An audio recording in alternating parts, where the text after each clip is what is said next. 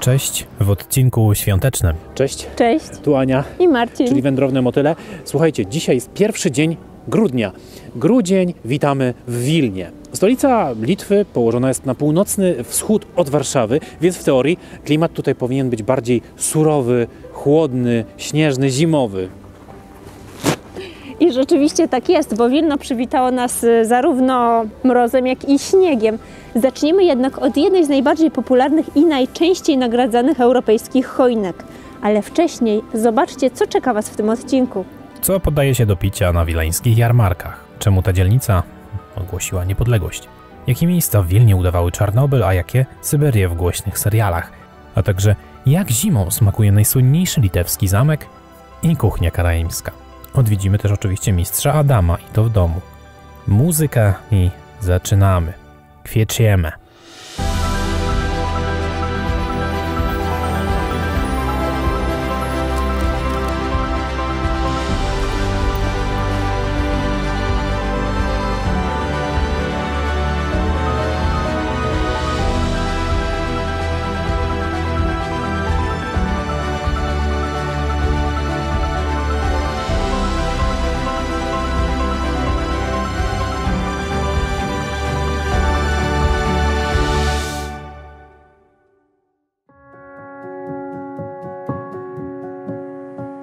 Wilno jest największym powierzchniowo miastem krajów bałtyckich, choć ludnościowo drugim po Rydze.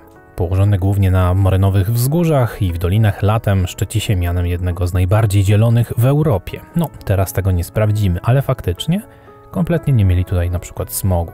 W jednym z centralnych punktów miasta znajduje się plac katedralny, przy którym stoi pomnik Gedymina z wilkiem, odbudowany przez Litwinów zamek dolny, pamiętający stylem jeszcze czasy Zygmunta Starego, a także klasycystyczna katedra z zupełnie samotną, charakterystyczną dzwonnicą, kiedyś będącą basztą obronną. W jego środku pomiędzy rzędami świątecznych kramów stoi ona, słynna wileńska choinka, bardzo często wyróżniana i nagradzana w Europie za styl i pomysł. W tym roku motywem przewodnim jest mroźna i śnieżna zima, której nam tak naprawdę ostatnimi czasy brakuje. Stąd też te ozdoby w formie takich wielkich płatków śniegu czy też kryształków lodu. Ta choinka jest naprawdę w nowoczesnym stylu skonstruowana i wymyślona. Te lustra odbijają najważniejsze wileńskie zabytki.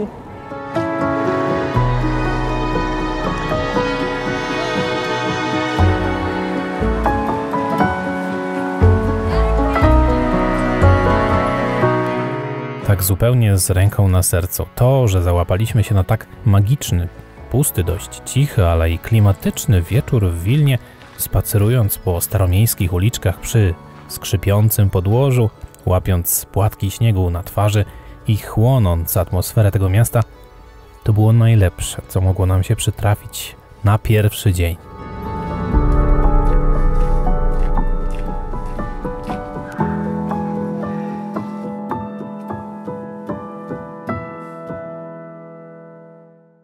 I od miasta Wilno dostaliśmy taki sweter, proszę, z wyobrażeniem pięknym, fantazyjnym trochę Wilna, ale ja nie o tym. Zobaczmy, jak o północy prezentuje się widok z hotelowego okna. No proszę, jest klimat właściwy. A to dopiero miał być prolog. Będzie tego więcej. Rano wciąż biało, tylko sani brak, jak w archiwalnych zdjęciach. Chodźcie na krótki zimowy spacer po mieście, śladem, nazwijmy to, klasyków. Spacer konsultowaliśmy oczywiście z Adamem Mickiewiczem, którego pomnik stoi przy przecudnej urody kościołach Franciszka i Bernarda i imienniczki świętej Anny, no ale też z panią Agnieszką, naszą przewodniczką i również konsultantką. To jest widok Wilna pochodzący z XVI wieku, z Atlasu Brauna. No i no tak czasami mówimy, że naprawdę w tamtym okresie Wilno było większe niż Londyn. Tym samym w zimowej szacie mieliśmy okazję zobaczyć z cennym komentarzem Ostrą Bramę, czyli punkt na mapie Wilna, do którego udaje się 99,9% polskich wycieczek. Wileńska Madonna na przekór zakazowi fotografowania bije blaskiem przechodniom przez duże okno. Przez cały dzień i głównie wieczorami. A także unicki klasztor bazylianów z piękną bramą, a także zrekonstruowaną celą Konrada w środku, czy zaułki i podwórka dzielnicy żydowskiej niedaleko rynku ratuszowego. Jak widać po mnogości świątyń różnych wyznań, Wilno od zawsze było miastem wielokulturowym, co stanowiło jego wielki skarb. Choć nie wszystkim i oczywiście nie zawsze się podobało. Niektóre stawały się więc magazynami, składowiskami, muzeami, galeriami. Kościół pod wezwaniem świętego Kazimierza w czasach komunizmu zmieniony był, a jakże, w Muzeum Ateizmu. Jeden z moich kolegów przewodników opowiadał pełną historię i anegdota dotyczyła małego aniołeczka, którego mamy tuż nad drzwiami. Przewodnicy naprawdę go w tamtym okresie się bali. No bo jak odpowiedzieć na pytanie, dlaczego anioł upiększa Muzeum Ateizmu? I jak mówi mój kolega, pewnego razu miał właśnie taką okazję otrzymać te podchwytliwe pytanie od członków swojej rosyjskiej grupy. Ten przewodnik na moment się zawahał, następnie z taką twarzą bardzo poważną ustawił grupę и mówi: Дорогие гости, прошу вас посмотреть, как красиво выглядел Ленин, когда был маленький. Wilno systematycznie zachęca turystów, by wychodzili też poza Stare Miasto w ciekawy sposób, redefiniując sąsiednie dzielnice i rejony miasta. Antokol to tak zwane zielone płuca i dawna dzielnica willowa ze szkatułkowym hitem baroku, czyli kościołem świętych Piotra i Pawła, ufundowanym przez hetmana Paca.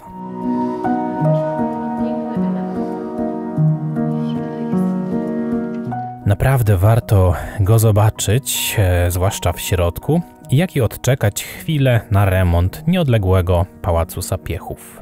Jedną z takich nowych do odkrywania dzielnic Wilna jest też Užupis, czyli zarzecze, strzeżone przez anioła. Jak nazwa wskazuje, znajduje się za rzeką, w tym przypadku wyziębioną Wilią.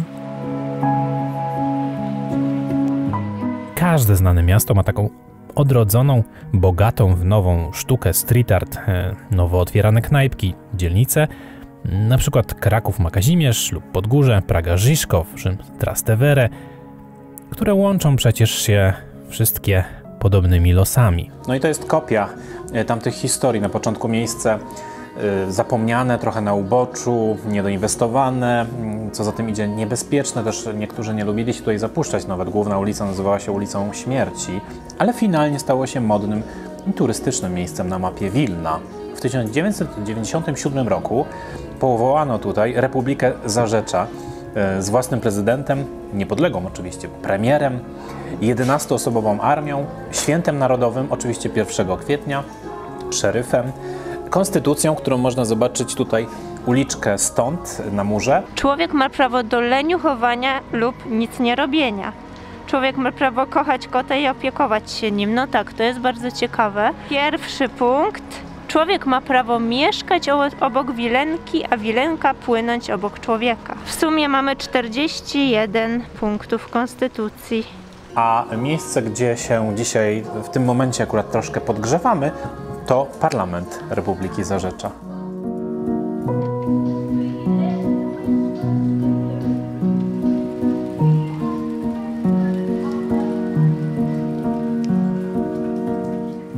A gdzie zaczęło się Wilno? Bo kiedy to mniej więcej już wiecie. W tamtych rejonach. Co prawda tamte rejony leżą obecnie na uboczu Starego Miasta, ale stamtąd się miasto zaczęło. Mamy dwa zamki. Dolny i Zamek Górny, którego fragment, bardzo charakterystyczny symbol Wilna, to wieża Giedymina. Gotycka wieża, z której rozpościera się bardzo fajna panorama z dachami i wieżami tego miasta. Wjeżdżamy więc na górę, którą uformował lodowiec, nie mając jeszcze pojęcia, że będzie tu kiedyś gniazdo znanego miasta. Trochę czuję się zawstydzony, bo jako miłośnicy funikularów nie wiedzieliśmy, że tutaj mają taki mikroskopijny funikular, ale bardzo stromy. Po chwili dostrzegamy nową twarz Wilna, spoglądając w stronę zwaną potocznie wileńskim Szanghajem. Miasto nie tylko z powodu Brexitu stało się siedzibą wielu firm finansowo-technologicznych, zagłębiem dla wielu znanych startupów. Wieża Giedymina podobno nigdy nie została zdobyta, mimo wielu oblężeń, m.in. krzyżackich. Ten widok jest znacznie przyjemniejszy od tej historycznej symulacji. Spod trzepoczącej na wietrze litewskiej flagi oglądamy miasto prawie z lotu ptaka. Podświetlające systematycznie swoje ozdoby, latarnie i inne światła niczym dekoracja jednej wielkiej choinki. Ale okazuje się, że można jeszcze wyżej spoglądać na miasto. Najwyższym punktem widokowym w Wilnie jest góra Trzykrzyska, na której się właśnie znajdujemy. No ewentualnie teraz widokowy na wieży telewizyjnej.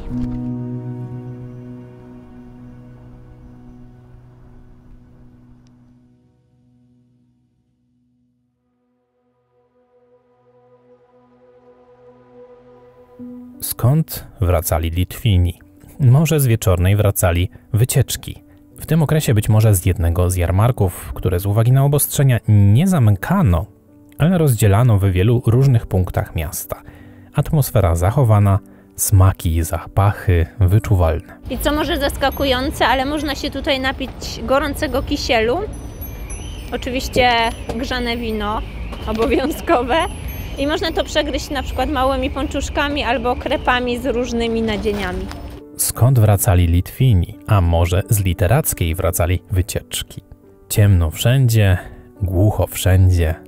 Przy ulicy Bernardyńskiej, którą zapewne wielokrotnie chadzał wieszcz, tablica i zapalone światła wieszczą, że Muzeum Adama Mickiewicza jeszcze nas przyjmie. Mickiewicz w Wilnie mieszkał w wielu miejscach, także w tym, w którym się teraz znajdujemy. Tutaj dzisiaj jest muzeum poświęcone Mickiewiczowi, które ma już ponad 100 lat. I tutaj właśnie możemy zobaczyć między innymi wyposażenie mieszkania Mickiewicza z Kowna, stolik, krzesełka, a także biurko, na którym napisał między innymi Grażynę. No to nie tylko to pomieszczenie, ale także odrębna sala, w której mieścił się salonik filomatów i filaretów. Bardzo znany obraz. Akurat to jest Wańkowicza i litografia pana Fajansa, też przyznacie dość znana. Dziadów część 3 to jest kopia rękopisu Mickiewicza, ale nic nie da się przeczytać. Nie słychać, choć tylko śpiewa, tylko takie szczątkowe jakieś zdania. Ten specyficzny klimat dziadów kojarzy nam się z pustymi alejkami oblanymi żółtym światłem latarni. Opadający powoli grudniowy śnieg nieco rozkojarzał nas przy poszukiwaniu nazwisk dobrze znanych nam pisarzy, poetów, na murach zaułka literatów, jednego z najbardziej magicznych miejsc w Wilnie. Dlatego szczególnie polecamy udać się tutaj właśnie po zmroku.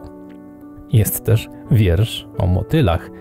Gdzie i kogo, to już zostawiamy wam jako zagadkę do sprawdzenia.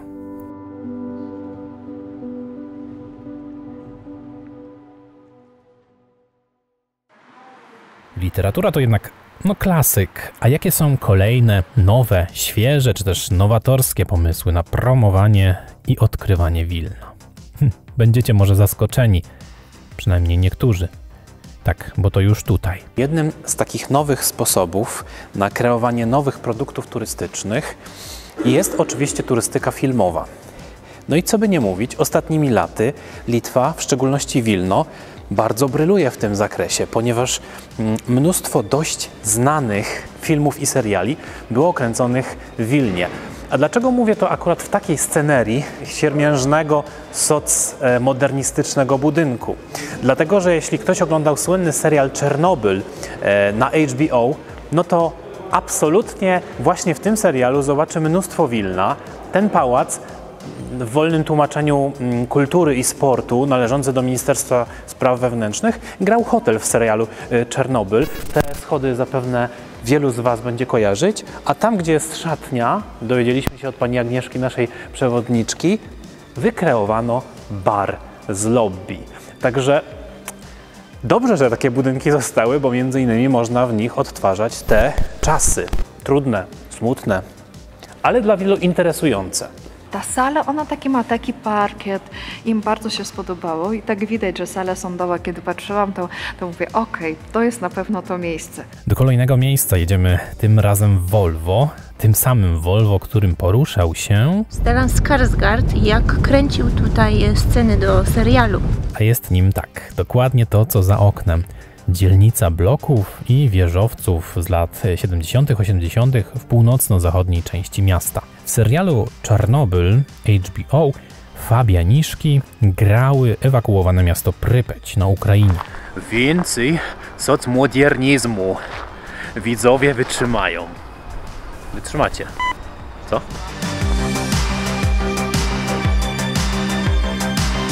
Внимание, внимание! Уважаемые товарищи!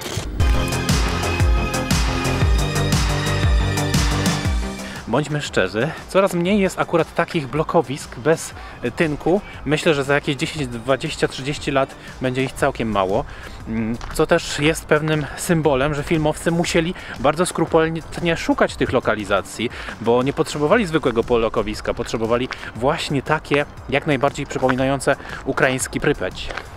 Podobno w wycieczkach właśnie śladem takich socrealistycznych, socmodernistycznych, postsowieckich klimatów brylują Brytyjczycy i Amerykanie. Wniosek dla nich to egzotyka. Przed nami róże Czernobyle. Róże, które zostały posadzone Chyba rzeczywiście z do Czarnobyla, planu bo filmu. widzę, że jeszcze stoją.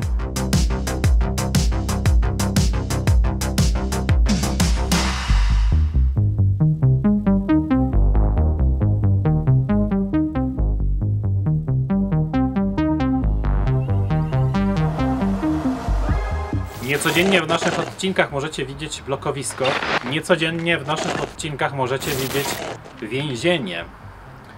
Natomiast historia jest ciekawa, ponieważ to wciąż jest wątek filmowy.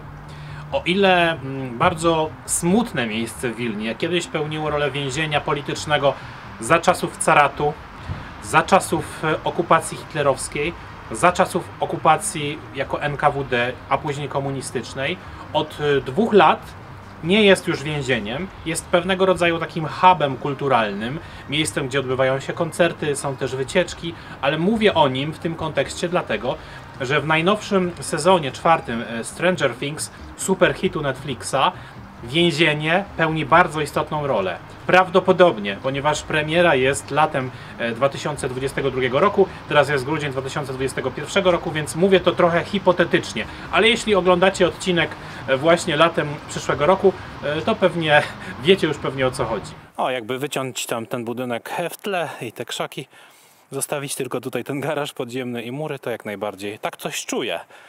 Wygląda to syberyjsko. A tak gwoli ścisłości, to była to dzielnica Łukiszki. Żeby nie było, zabytkowa substancja architektoniczna miasta, zwłaszcza starego, również miała mnóstwo swoich filmowych epizodów. Najsłynniejsze to chyba były produkcje kostiumowe. Anna Karenina, Wojna i pokój, Katarzyna Wielka. Wilno grało często Petersburg, choć na przykład ta uliczka to były sceny pokazujące Austrię. Ale coś nie pasuje teraz muzyka w tle do tego, prawda? I taki mały kawałeczek litewskiego chleba. W Brodzie, Święczarski rejon. Pyszne. Uczyła się tutaj, czy pracujecie? Wiele miast ma swoje kulinarne serca i takimi kulinarnymi sercami są często hale targowe. I również Wilno ma swoją halę targową, już ponad 100-letnią. Można tutaj kupić wiele produktów takich tradycyjnych, charakterystycznych dla Wilna i dla Litwy. Takim jest na przykład, wielka ciekawostka i zaskoczenie, to jest ser jabłkowy, który wytwarza się podobnie jak ser biały, tylko oczywiście z jabłek. Kupiliśmy też, uwaga, chleb litewski. Są różne rodzaje, my mamy akurat z ziarnami. Kupiliśmy też kwas litewski, czyli kwas chlebowy pochodzący stąd. I można tutaj na przykład kupić jeszcze słynny ser dziugas, który jest takim, można powiedzieć, produktem eksportowym, być może nawet bardziej popularnym i rozchwytywanym niż litewscy koszykarze. Ten świąteczny bajgiel był z kaczką, gruszką i żurawiną. Pyszny. Dzielnicę sąsiadującą z halą targową, ale i dworcem kolejowym nazywa się mało oryginalnie dzielnicą stacyjną. Teraz króluje tu street art, murale, przed samym dworcem portal, który wirtualnie łączy Wilno z Lublinem. Co to za zakłócenia? Dobra, przenieśmy się może jeszcze chwilowo poza Wilno, ale niedaleko. Dzisiaj jedziemy poza Wilno, ale wciąż będziemy w okręgu wileńskim i być może niektórzy z Was już się zorientują, gdzie się udajemy, ponieważ jest to obowiązkowa wycieczka dla tych osób, które pozostają w Wilnie przez kilka dni.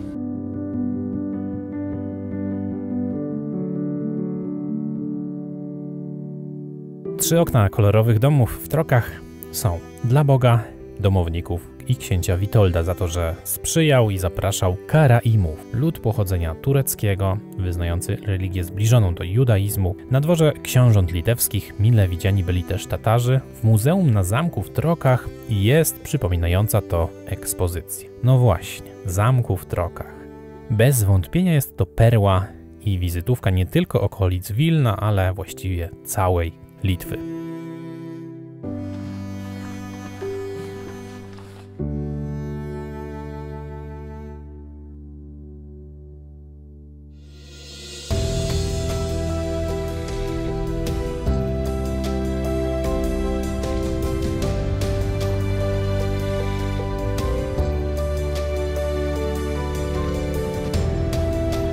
Tutaj jest kolejny most, też zwodzony, a właściwie można było go spalić, kiedy Troki mogły być oblegane oczywiście przez wspólnego wroga, najczęściej Krzyżaków. A propos mostów, to Troki były też mostem później pomiędzy księstwem litewskim a koroną polską, bo tutaj właśnie Jagiełło z Witoldem kilkanaście razy się spotykali na naradach przecież na temat wspólnego państwa.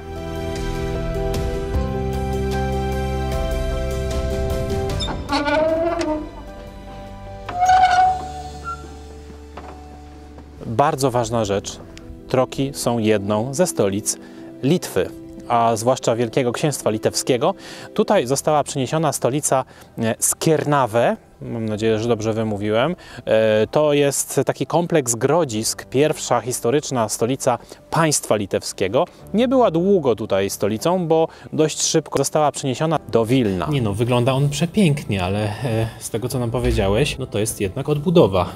W jakich latach odbudowano? Tak, czyli no właśnie w początku XX wieku powstały plany odbudowy tego zamku. Dopiero właśnie w czasach komuny tak naprawdę odbudowano w większości tego, co teraz widzimy. Czyli tak naprawdę właśnie w czasach komunistycznych stał się taki, jaki teraz jest. Dość jest dzisiaj kameralnie, no pewnie z uwagi na zimę, ale jest pięknie w zimą. Natomiast jak wygląda to miejsce latem? Latem tak naprawdę jest bardzo dużo ludzi, no i czasami jest nawet ciężko właśnie swobodnie się poruszać właśnie po schodach, czy też po pomieszczeniach. A co ma w sobie ten zamek takiego, nie wiem, co byśmy mogli nazwać, że jest wyjątkowe, takie bardzo charakterystyczne, które tylko z Trokami się kojarzy?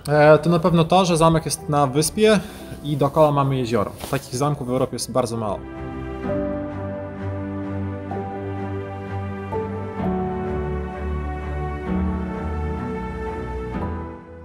A jak wielokulturowość, no to oczywiście kuchnia, więc musimy spróbować kuchni karaibskiej. Nie tylko spróbować, jak się potem okazało, ale również spróbować zrobić. Chybyn to jest pierożek z ciasta drożdżowego w formie półksiężyca z siekanym mięsem baranim lub wołowym. Przyciśnij mocniej. No mniej więcej. Jest. I teraz przewracamy na ich drugą stronę.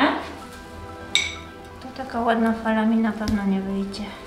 Ale jaka wyjdzie, taka i będzie. Taka O, będzie. super. No To że nic w kuchni nie robi. No przepraszam. Jest ekspertą. Jest dowód. Jest profil. Bo można się oparzyć. Tak. Ja uwielbiam ciasto drożdżowe, więc dla mnie to jest pyszne.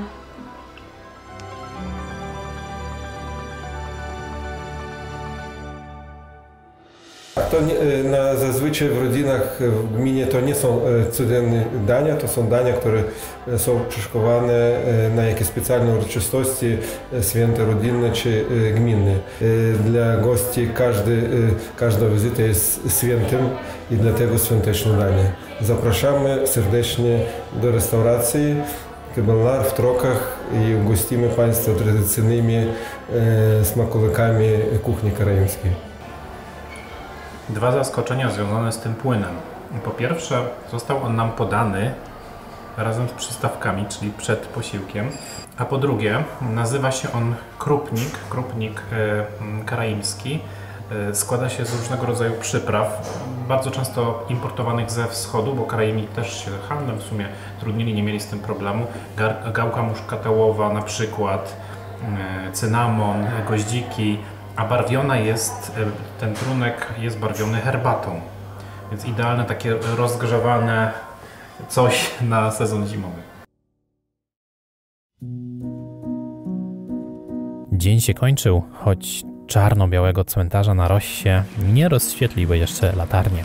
Pamiętam, że jak byliśmy w Lwowie, to też zima nas złapała właśnie w momencie, kiedy zwiedzaliśmy cmentarz Orląt Lwowskich. Atmosfera całkiem podobna jak teraz. Na pomnikach i nagrobkach z nazwiskami litewskimi, białorusińskimi i polskimi śnieżna kołderka pomaga wygrać niepamięci. Pamięci pomagają jednak m.in. biało-czerwone wstążki. Najwięcej Polaków zapewne jednak podchodzi tutaj do słów Słowackiego przy sercu Józefa Piłsudskiego.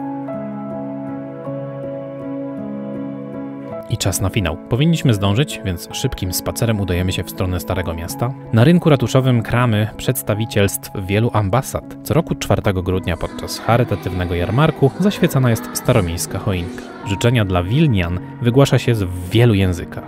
A very happy Christmas and a peaceful and prosperous New Year to everybody in Lithuania. Konnichiwa, Vilnius! Konnichiwa! Arigato! Arigato! Wilnianie, goście miasta Wilno, najserdeczniejsze pozdrowienia z okazji świąt Bożego Narodzenia, a także szczęśliwego Nowego Roku. Hej! Dziękujemy! Dziękuję bardzo!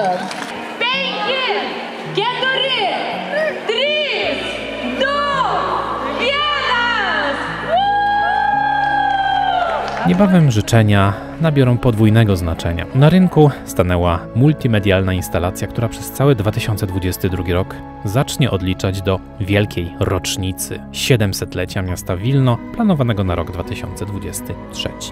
Miasta w tej świątecznej, zawsze przyjemnej atmosferze prawie zawsze wydają się lepsze. Z palet zimowej szarości wyłaniają się fiolety zmroku, złoto świateł, srebro oczekiwanych płatków śniegu i oczekiwanie na najważniejsze.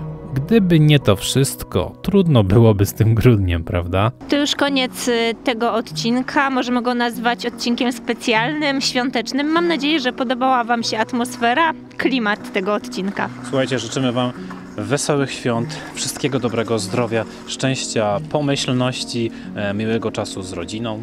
A w nowym roku spełnienia wszystkich marzeń, no i oczywiście podróży, tych bliższych i tych dalszych. Oczywiście, jeśli ktoś nie ma na pierwszym, drugim miejscu w pasjach podróży, to życzymy spełnienia wszystkich innych marzeń w przyszłym roku.